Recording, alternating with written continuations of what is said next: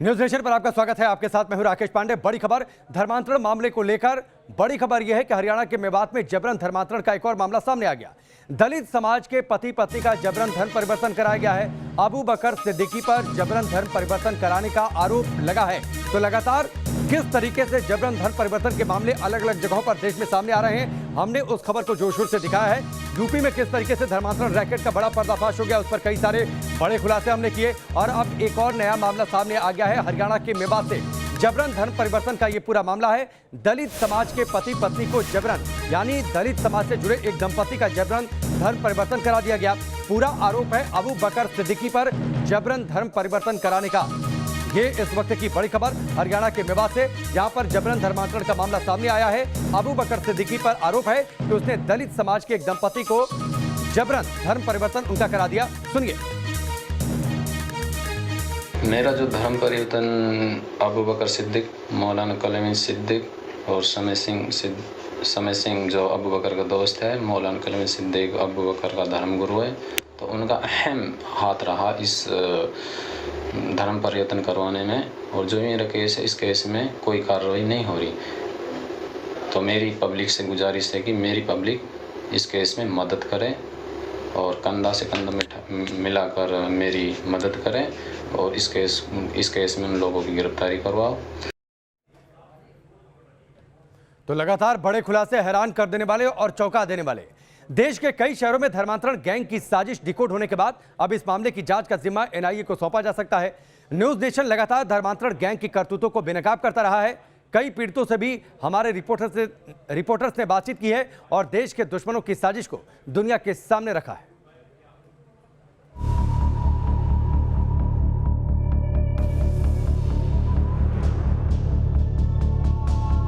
धर्मांतरण की जहरीली साजिश पर चोट। एनआईए कर सकती है धर्म के धोखेबाजों की जांच।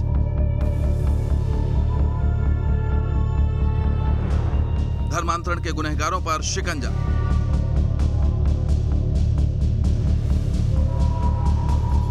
न्यूज नेशन की मुहिम का बड़ा असर। देश में धर्म परिवर्तन की साजिश रचने वाले गुनहगारों के चेहरे सबसे पहले आपने न्यूज नेशन पर देखे थे।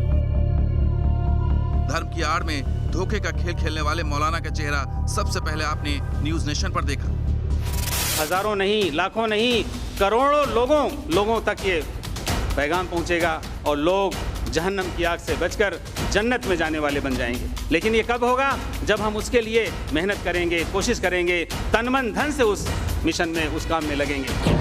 महीने के अंदर 10 से 12, 15 लोग आते हैं जो लीगल डॉक्यूमेंटेशन के लिए आते हैं। सेंटर में 1000 से ज्यादा लोगों के लीगल डॉक्यूमेंटेशन की फॉर्मेलिटीज पूरी की गई हैं। कोशिश करते हैं कि ऐसे लोगों की मदद हो जो दीन कबूल करते हैं, दीन में दाखिल होते हैं, और उनको बाकायदे मोरल सपोर्ट दिया जाए, लीगल सपोर्ट दिया जाए। न्यूज नेशन ने धर्मांतरण के जहरीले रैकेट की हर साजिश से पर्दा उठाया। धर्मांतरण गैंग की हर हरकत को बेनकाब किया। विदेश में बैठे अपने आकाओं के इशारे पर साजिश रचने वालों के तार जोड़े। न्यूज नेशन की इन्हीं कोशिशों का नतीजा है कि धर्मांतरण कराने वाले मौलाना गैंग की जांच अब देश की सबसे बड़ी जांच एजेंसी कर सकती है। धर्मांतरण गैंग के खिलाफ जांच अब तक यूपी की एटीएस कर रही थी, लेकिन इस मामले में लगातार इनपुट मिल रहे हैं और लगातार सबूत मिल रहे हैं, जिससे साबित हो गया है कि ये गैंग न सिर्फ यूपी में काम कर रहा है, बल्कि ये पैन इंडिया गिरोह है और देश के कई राज्यों में इसकी जड़ें फैली हुई हैं। इसको देखते हुए अब एटीएस से ये जांच देश की बड़ी एजेंसी एनआईए को सौंपी जा सकती है, क्योंकि एनआईए इस तरह की आतंक विरोधी गतिविधियों की जांच पहले ही करती रही और वो सक्षम भी है इस तरह की जांच करने के लिए। और जिस तरह से धर्मांतरण गैंग का दायरा पूरी दुनिया में फैला हुआ है, उसको देखते हुए माना जा रहा है कि एनआईए इसकी जांच एटीएस के मुकाबले कहीं बेहतर तरीके से कर सकती है। हालांकि एटीएस की जांच भी अब तक बहुत जबरदस्त रही है। देश के कई शहरों में ऑपरेट हो रहे धर्मांतरण गैंग की साजिश के तार जोड़ने में एनआईए जुट सकती है। धर्मांतरण गैंग की साजिश से पर्दा उठाने के लिए न्यूज नेशन के रिपोर्टर कई शहरों की खाक छानते रहे। कानपुर में न्यूज नेशन की पड़ताल के दौरान धर्मांतरण गैंग के सरगना मोहम्मद उमर गौतम और उसके शागिर्द जहांगीर की मोडस ऑपरेंडी सामने आई थी। न्यूज नेशन की तहकीकात में ही पता चला था कि नाबालिग हिंदू लड़कों को धर्मांतरण के लिए, यानी हिंदू से मुस्लिम बने लड़कों का इस्तेमाल किया जा रहा था। वो अच्छी थी लड़की, ऐसी नहीं हम कह रहे हैं वो गलत थी, बहुत अच्छी लड़की, जिम्मेदार इंसान थी, लेकिन उसके मन में क्या हो गया, किसने क्या भर दिया, हमें कुछ नहीं पता चल पाया। कभी इलाज, कभी नौकरी तो कभी धर्म के नाम पर ब्रेन वॉश, धर्म बदलवाने के लिए गैंग के सरगना हर हथकंडे इस्तेमाल कर रहे थे। न्यूज नेशन के कैमरे पर खुलासा हुआ कि नाबालिगों के दिमाग में धर्म का जहर भरा जा रहा था। तो अच्छा ये बताइए, आपके बेटे का जो आपने बताया जिस तरह उसका ब्रेन वॉश किया गया है, तो इसके पीछे एक बहुत बड़ा गैंग है जिस तरह आज खुलासा भी हुआ है।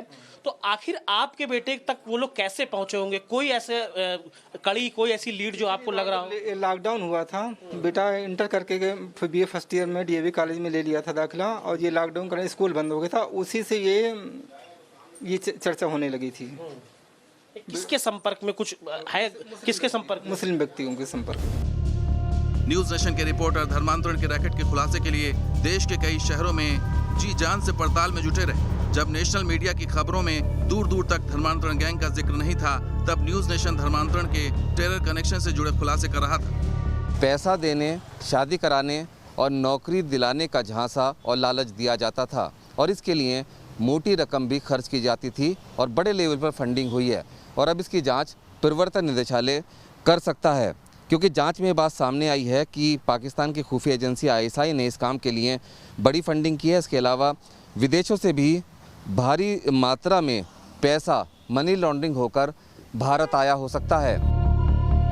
कानपुर, फतेहपुर से लेकर नोएडा तक न्यूज नेशन के रिपोर्टर गैंग से जुड़ी हर जानकारी अपने दर्शकों तक पहुंचा रहे थे। धर्मांतरण के मुद्दे पर ATS ने अपनी ब्रीफिंग में साफ साफ कहा था कि नोएडा के एक डेफ और डम स्कूल के बच्चों को लगातार कन्वर्ट किया जा रहा था इस्लाम में। ये वो स्कूल है और नोएडा के सेक्टर 117 का ये इलाका है, पॉश इलाका है, और यहाँ पर इसी स्कूल के बारे में ये कहा गया है कि यहाँ के फिलहाल 2 बच्चों के बारे में जानकारी मिली है जिनको कन्वर्ट किया गया था। धर्मांतरण गैंग के हवाला कनेक्शन पर ED की जांच, UP STF की तहकीकात, राष्ट्रीय बाल अधिकार संरक्षण आयोग का संज्ञान और फिर NIA की संभावित जांच ने धर्मांतरण में जुटे मौलानाओं की साजिश से पर्दा उठाने वाली न्यूज नेशन की खबर पर मुहर लगा दी। वो जब मौलाना आए थे उन्होंने साक्षात बोला था कि आप हमारे धर्म को अपनाएंगी तो आपको बहुत अच्छा बेटर फील होगा। एक नूरिया नाम की है जिसका असली नाम रजिया है, रजिया सैफी नाम है उसका। को कब उतना उसको एकदम हिप्नोटाइज टाइप कर दिया कि वो उसी की बात सुनने लगा। पैसे का भी लालच दिया कि तुम्हें अच्छी जॉब दिला देंगे, वहाँ आओगे, तुम्हारे पास वहाँ घर नहीं है खुद का। जैसे जैसे न्यूज नेशन की तहकीकात आगे बढ़ रही थी, ब्रेन वॉश कर धर्म परिवर्तन का खेल खेलने वाले गैंग का खुलासा होता जा रहा था। मुंबई में तहकीकात के दौरान न्यूज नेशन की टीम मरकजुल मारिफ के दफ्तर भी पहुंची। इस मरकज़ का एक इतिहास रहा, इसके खिलाफ FIR हो चुकी हैं। टेरर एक्टिविटी से लिंक इस मरकज़ को पहले भी किया गया है, लेकिन उन तमाम चीज़ों पर ये सफाई पेश कर रहे हैं कि वो बिल्कुल बेकसूर हैं। उन पर सिर्फ ये इल्ज़ामात लगे हैं, लेकिन इन इल्ज़ामातों में कोई सच्चाई नहीं है। विदेशी फंडिंग से वो इनकार कर रहे हैं, टेरर लिंक से इनकार कर रहे हैं, लेकिन कैमरे पर आने से बच रहे हैं। अब इसके पीछे उनकी क्या दलील है, क्या सोच है, वो हम नहीं जानते, लेकिन सवालों के घेरे में ये मरकजुल मारिफ, जो कि ओरिजिन जिसका असम का है, लेकिन इसकी संस्थाएं तमाम शहरों में फैली हुई हैं। धर्मांतरण मामले की जांच में अब तक कई बड़े खुलासे हो चुके हैं। धर्मांतरण के सिंडिकेट से इंडोनेशिया के बैन संगठन इस्लामिक डिफेंडर्स फ्रंट का नाम भी जुड़ रहा है। इस मामले में न्यूज नेशन के हैरान करने वाले खुलासे लगातार जारी हैं। अब अगर देश की सबसे बड़ी जांच एजेंसी NIA धर्मांतरण गैंग की जांच करती है तो इसमें और भी बड़े खुलासे हो सकते हैं। Team news nation. 2 सहयोगी इस वक्त हमारे साथ जुड़ चुके हैं। विकास चंद्रा जुड़ चुके हैं और साथ ही लखनऊ से हमारे साथ अनिल यादव जुड़ चुके हैं। सबसे पहले विकास, मैं आपके पास आता हूं। लगातार देश के अलग अलग इलाकों से इस तरीके की खबरें आती हैं। हाल फिलहाल में इस धर्मांतरण रैकेट को लेकर कई सारे बड़े खुलासे हमने किए। ताजा मामला हरियाणा के मेवात से आज बड़ी खबर आ गई, जहां पर एक दलित दंपति का जबरन धन परिवर्तन करा दिया गया। ये देखिए, मेवात की स्थिति तो बिल्कुल भिन्न है। मेवात की बात कर लें, बंगाल की बात कर लें, पश्चिम उत्तर प्रदेश की बात कर लें, जिसमें मेरठ, मुजफ्फरनगर, बागपत, कैराना का जो इलाका आता है, ये यहाँ की स्थिति बिल्कुल भिन्न है। यहाँ तो जबरन जबरदस्ती घर पे नोटिस लगाकर धर्म परिवर्तन कराया जाता है, और ऐसा नहीं है कि संज्ञान के सरकार के और पुलिस के संज्ञान में नहीं है। ये तो ये कहिए कि इत्तेफाक कहिए कि यूपी ATS ने जाँच पड़ताल शुरू की, तब इसके रैकेट का पर्दाफाश हुआ और टेरर कनेक्शन सामने निकल कर आया है। ये जो दलित युवक का मामला है और उसकी पत्नी का जो जबरन धर्म परिवर्तन धर्मांतरण कराया गया। ये भयाड़ी गांव है, भयाड़ी गांव के रहने वाले हैं, ये दलित समाज से हैं। आज इस लड़के का जिंदगी नरक बन गया क्योंकि ये मुस्लिम जबरन बनाया गया, इसे लोभ दिया गया, लालच दिया गया, यहाँ तक कि इसे मक्का मदीना तक घुमाया गया। और जब ये अपने आया और घर वापसी की, अपने माँ बाप के पास आ गया, अब इसके जान पे बनाया है, ये घर के बाहर नहीं निकल सकता है क्योंकि जैसे निकलेगा ये मारा जाएगा। और बार बार पुलिस को ये इस बात की जानकारी इसकी तरफ से दी जाती है। तो एक बहुत बड़ा ये रैकेट है। इसकी पत्नी का भी जबरन धर्मांतरण कराया गया था। और ये जो अबू बकर सिद्दीकी जो मेवात में ये जितने भी ये तार फैले हुए हैं उस सब में कहीं ना कहीं जो मेरी जानकारी है अबू बकर सिद्दीकी जुड़ा हुआ है। अबू बकर सिद्दीकी जो है वो मेवात में ही रहता है। उसका बहुत बड़ा मदरसा है और मस्जिद है। एक सालंबा गांव है, जैसे आप दिल्ली से अगर नूह की ओर जाएंगे, फिरोजपुर झिरका की ओर जाएंगे, उसी रास्ते पर ये सालंबा गांव पड़ता है। उसी सालंबे गांव में इसने बहुत सारे अवैध जमीन पर कब्जा किया है, बहुत बड़ा मदरसा बनाया है, इसकी मस्जिद है और वहीं से बैठकर ये पैसे का जुगाड़ लगाता है। अब ये पैसे कहां से आते हैं? क्योंकि जिससे भी बात करो सब कहता है कि पैसे अबू बकर सिद्दीकी की तरफ से आते हैं। यानी कहीं ना कहीं अबू बकर सिद्दीकी के तार जो हैं वो पाकिस्तान से या विदेशों से जुड़े हुए हैं। निश्चित तौर पर वो तार जुड़े हुए हैं विकास, और ऐसा ही कनेक्शन जो यूपी एटीएस, जिस मामले का आपने जिक्र किया, यूपी एटीएस उस मामले की जांच कर रही है। मौलाना उमर गौतम और साथ ही जहांगीर का नाम सामने आ गया है। अनिल यादव हमारे साथ जुड़े हुए हैं। अनिल, इस पूरे मामले की जांच अब एनआईए भी कर रही है, साथ ही दिल्ली एनसीआर के जितने मदरसे हैं वहां पर भी एटीएस अब तलाशी अभियान चलाएगी कि आखिरकार वहां से कितने बच्चे गायब हुए, कितने इस धर्म परिवर्तन के तार जो है वो कहां कहां तक जुड़े हुए हैं।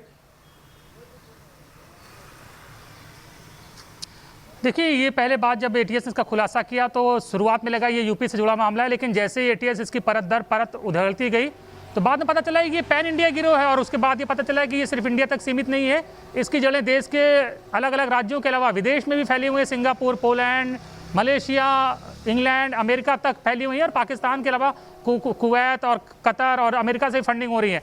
तो ये वर्ल्ड वाइड एक गिरोह है। और देखिए, एटीएस बड़ी संस्था है, नो डाउट उसने अच्छा काम किया है, लेकिन अब ये मामला और ज़्यादा बड़ा हो गया। ये नेशनल सिक्योरिटी से जुड़ा हुआ मामला है, तो नेशनल सिक्योरिटी को सबसे अच्छे तरीके से एनआईए हैंडल करती है। इसके पास ज़्यादा पावर है, ज़्यादा मैन फोर्स है, ज़्यादा संसाधन है। तो एनआईए को अब ये पूरा मामला हैंड ओवर करने की बात कही जा रही है, क्योंकि एनआईए पहले भी इस तरह की गतिविधियों को एक्सपोज नहीं, और जांच होनी भी चाहिए। अनिल यादव, जांच होनी भी चाहिए और लगातार इस खबर को हमने प्रमुखता से दिखाया।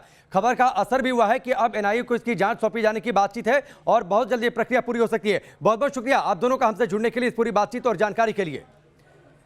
आगे बढ़ते हैं, आपको बताते हैं कि आखिर मौलाना गैंग की गूंगी साजिश क्या है। मौलाना उमर और जहांगीर की गिरफ्तारी के बाद धर्मांतरण मामले में कई अहम खुलासे हो रहे हैं। कमान अब एटीएस के हाथ में है, रडार पर हैं दिल्ली एनसीआर के मदरसे, जिनकी जांच के बाद सामने आएगा इस महाअपराध का पूरा सच क्या है।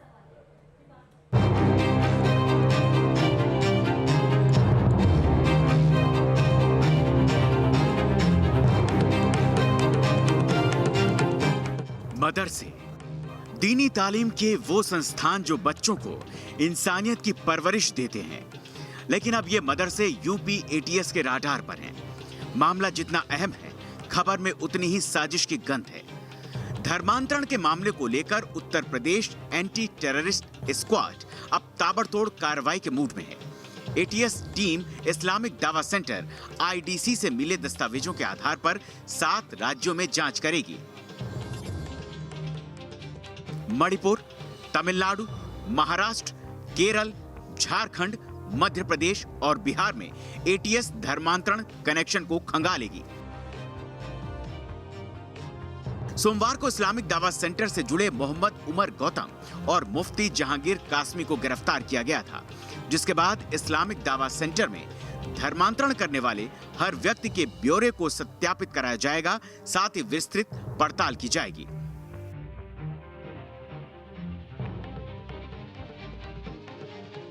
आईडी में हुई पड़ताल के बाद 81 पन्नों का ब्यौरा सामने आया था, जिनमें बीते 1.5 साल में कराए गए धर्मांतरण के सारे मामले दर्ज हैं। इसी को आधार बनाकर एंटी टेररिस्ट स्क्वाड जांच को आगे बढ़ाएगी।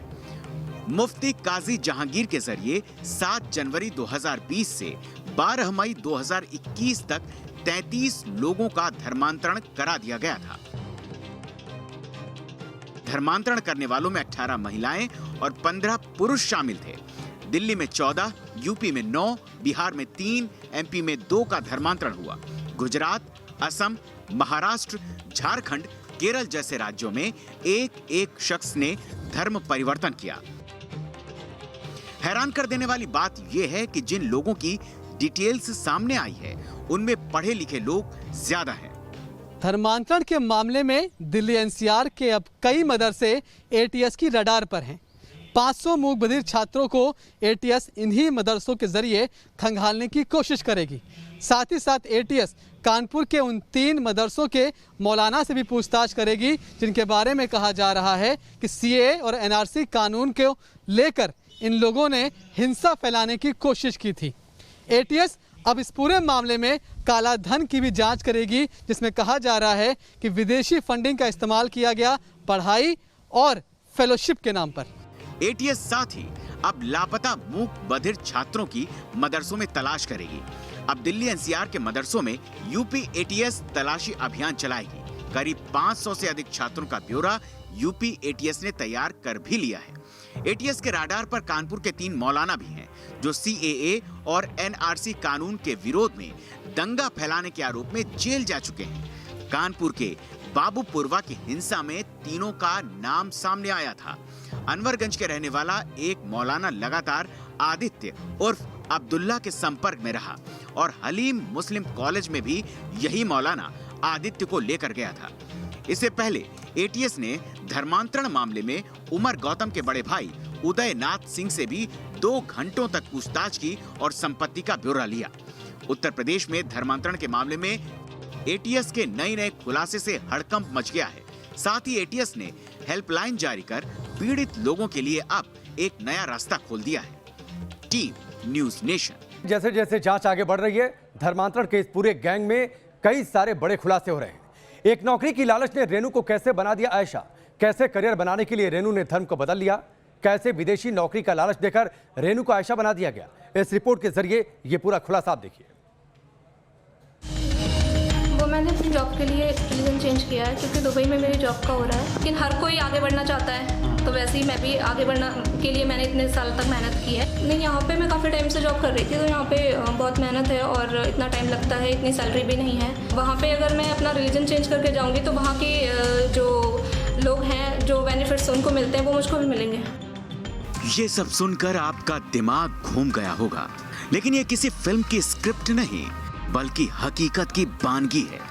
एक स्याह सच है जिसे सुनकर हर किसी के कान खड़े हो जाते हैं। नौकरी करनी है, पैसा कमाना है, विदेश जाना है तो हिंदू धर्म का त्याग करना होगा, इस्लाम कबूल करना होगा, नमाज अता करनी होगी और कुरान की कसमें खानी होगी। अपनी शक्ल को दुपट्टे के ओट से ढके ये लड़की कभी हिंदू हुआ करती थी, लेकिन अब इसने अपना धर्म बदल लिया है। धर्म बदलने के पीछे की वजह है अरब मुल्क में एक खास नौकरी जिसमें पैसे ज्यादा हैं, कमाई भारत से 10 गुनी है। आज इस लड़की की पहचान आयशा अलवी है, लेकिन कुछ दिनों पहले तक शाहजहांपुर की रहने वाली हिंदू माता पिता की ये संतान रेनू नाम से जानी और पहचानी जाती थी। वो मैंने अपनी जॉब के लिए रिलीजन चेंज किया है क्योंकि दुबई में मेरी जॉब का हो रहा है, तो मुझे लगा मतलब वहाँ पे ऐसा है कि अगर चेंज करेंगे तो मुझे ज़्यादा बेनिफिट्स मिलेंगे। इंटरनेशनल एयरपोर्ट पे वहाँ पे मेरे ऑफिस में जॉब थी, तो वो भी ठीक है, लेकिन हर कोई आगे बढ़ना चाहता है, तो वैसे ही मैं भी आगे बढ़ना के लिए मैंने इतने साल तक मेहनत की है और वहाँ पर मेरा जॉब का सिलेक्शन हो रहा है, तो इसके लिए ये मुझे करना ज़रूरी था। नहीं, यहाँ पे मैं काफ़ी टाइम से जॉब कर रही थी, तो यहाँ पे बहुत मेहनत है और इतना टाइम लगता है, इतनी सैलरी भी नहीं है, तो वहाँ मेहनत तो देखिए हर जगह है, ठीक है, लेकिन वहाँ पे अगर मैं अपना रिलीजन चेंज करके जाऊँगी तो वहाँ के जो लोग हैं, जो बेनिफिट्स उनको मिलते हैं वो मुझको भी मिलेंगे। आयशा बनने से पहले रेनू देश की राजधानी दिल्ली में इंदिरा गांधी एयरपोर्ट पर 20,000 मासिक सैलरी पर नौकरी करती थी, लेकिन अब जब रेनू को दुबई एयरपोर्ट पर नौकरी मिली है तो रेनू ने अपना मजहब बदल लिया है। वो रेनू से आयशा बन गई है। रेनू कहती है कि दुबई में सैलरी दिल्ली के मुकाबले 10 गुनी है, इसलिए ज्यादा पैसे कमाने के लिए, करियर के लिए उसने अपना मजहब बदल लिया है। हिंदू रेनू से मुस्लिम आयशा बनी ये लड़की अब आरती नहीं, नमाज अता करेगी। अब ये साड़ी नहीं बुर्खा पहना करेगी। अब ये व्रत नहीं, रोजे रखा करेगी। अब ये मंदिर नहीं, मस्जिद के सामने सजदा किया करेगी। ऐसा इसलिए कि इस्लामिक अरब देश के दुबई में अच्छी तनख्वाह वाली नौकरी मिल रही है। रेनू से आयशा बनी ये लड़की बताती है कि धर्म परिवर्तन का फैसला उसका निजी है, जिसके लिए उसने अपने परिवार से भी बात की थी। लेकिन अब पुलिस इस मामले में अलग अलग एंगल्स को खंगाल रही है, जांच कर रही है, जिससे फैसले के पीछे की सारी कहानी दूध का दूध और पानी का पानी की तरह सामने आ सके। जहाँ तक धर्म परिवर्तन सामान्य रूप से किए जाने की बात है, इस पे समय समय पर शासन द्वारा दिशा निर्देश मिलते रहते हैं, जिसके आधार पे इंस्पेक्टर LIU को और जो LIU की यूनिट है यहाँ की, उसको एक्टिवेट किया जाता है। साथ साथ में थाना स्तर पर भी संज्ञानित किया जाता है कि कहीं कोई इस तरह की गतिविधि हो तो उस पर कार्रवाई करें।